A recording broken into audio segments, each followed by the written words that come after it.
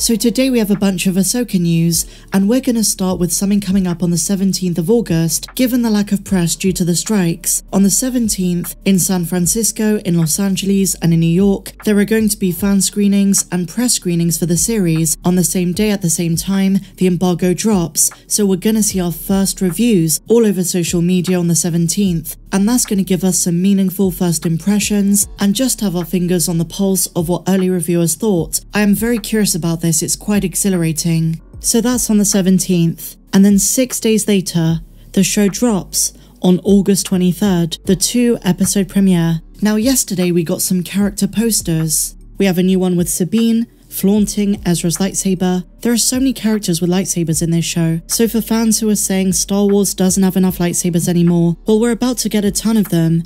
So now we have Baylan, rest in peace Ray Stevenson, we have Shin, and of course, and this is the best image of her yet, General Hera Syndulla of the New Republic. And let's not forget the former Imperial Naval Commander, the Night Sister Morgan Elsbeth, who is back after The Mandalorian Season 2, seemingly plotting the downfall of the New Republic, and she is allied to Thrawn.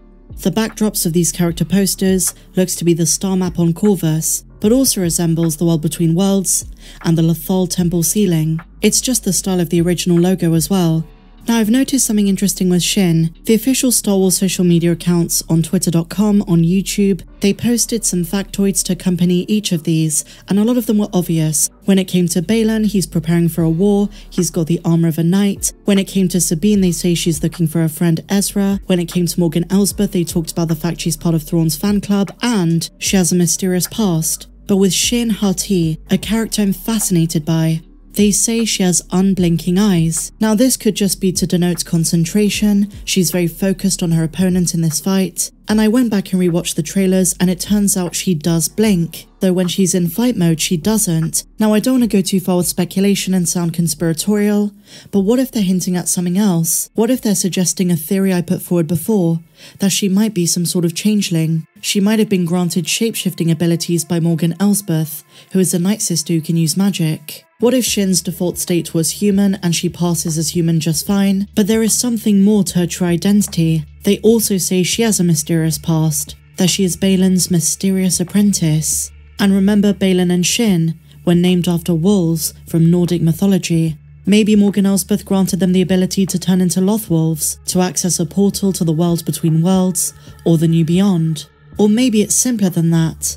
Maybe Shin uses a dark side iteration of Force Focus. Maybe an enhanced Force ability that allows her to focus so much she doesn't blink. This might just be surface level. When it comes to her lightsaber stance, she reminds me of Luke using Form 5, although her fighting style is more hybrid.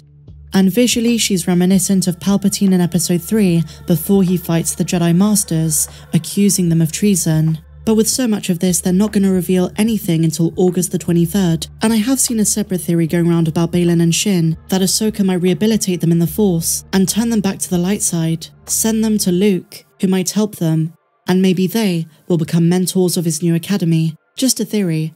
But remember, both Baylan and Shin are not full dark side users. They're Dark Jedi, they tap into the dark side, but they're not fully there, so that's going to be interesting. Is Ahsoka going to try and help them? Because they are lost. After Order 66, Baylan lost his identity, and he forged a new path. And I'd love to know when in his journey, Baylan acquired Shin. They say she too has a mysterious past. Who was she? Because she certainly wasn't around during Order 66, unless she was a very young infant youngling, who somehow survived. But look, some of these character posters are some of the best we've had for any of these shows.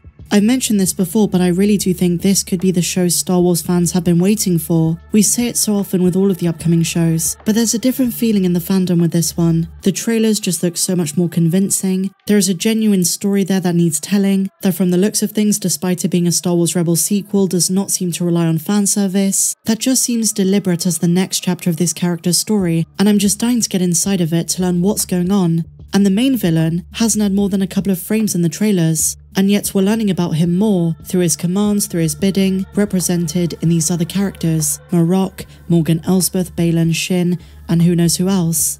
I don't want this to feel exactly the same as Rebels or the Clone Wars. I want Ahsoka to be its own thing. For a lot of fans, and I saw this in the community tab when I asked a question about the future of the Mandoverse, this show for so many fans is kind of like a final straw, but I don't want to use such pessimistic language. But it's definitely a show that needs to give hope to a lot of fans, especially when you're dealing with a fan base that has watched her grow and develop. Same with these other characters, but Ahsoka in particular, we're about to witness the next epoch. Alright, so I've speculated a lot on Ahsoka and there's only so much we can really talk about with the current trailers and the posters. I've made a lot of videos, so let's move on to our next subject. This is some really fun Star Wars news, especially if you're like me and you're a prequels fan. Dexter Jettster is getting his own short story. A couple of days ago in my news update, I spoke about From a Certain Point of View, Return of the Jedi, the anthology series, the final installment, and that's going to have Bib Fortuna's point of view, Max Rebo's point of view, and others from episode 6. But for only having 2 minutes of screen time in episode 2 Attack of the Clones, Dexter Jettster is a fan favourite. He's had a big impact on the Star Wars fandom. And despite not appearing in episode 6, he's got his own story in this book, and he features prominently in this story. The 37th account in this book, titled The Veteran, follows Dexter Jettster. The synopsis reads as follows. Dexter Jettster thought of the boy he met on Lanara, and all that the boy would never see. He thought of the warrior the boy had become, and the war that had been lost. The war Dexter Jettster had helped start. The boy referenced in this passage likely refers to Obi-Wan, and the story sees Dexter Jettster reflect on how he had a hand in starting the Clone Wars by telling Obi-Wan about the Kaminoans. Now, Dexter's often a character that's not spoken about enough, but he has a very interesting place in Star Wars lore. He's very important to Obi-Wan, despite never being referenced again in live action. And the diner scene's an intriguing set piece for Obi-Wan, as episode 2 turns into a classic noir story at that point. Obi-Wan needs information about a poisoned dart that the Jedi Archives can't help him with, but Dexter identifies it being from Kamino immediately. Who knows what else he could have helped Obi-Wan with, and what other knowledge he had. And it sounds like this story, The Veteran, will see Dexter regretting his decision on how he told Obi-Wan to go to Kamino in the first place. And Lanara as a planet is one that Obi-Wan Kenobi as a Padawan discovered on a star map and ventured there himself, encountering the Lanarans.